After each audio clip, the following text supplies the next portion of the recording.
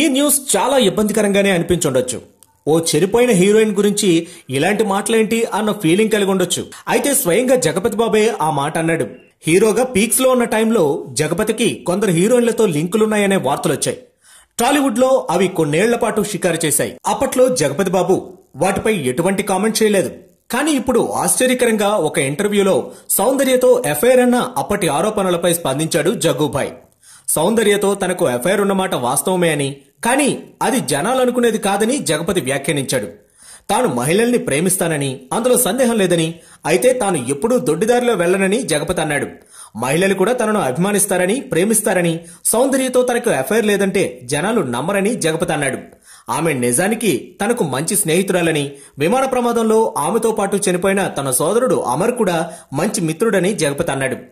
తాను అప్పట్లో సౌందర్య కుటుంబంలో ఒక సభ్యుడిలా ఉండేవాడినని, వాళ్ళింట్లో ఏ వేడుక జరిగినా తనకు ఆహ్వానం అందేదని జగపతి తెలిపాడు.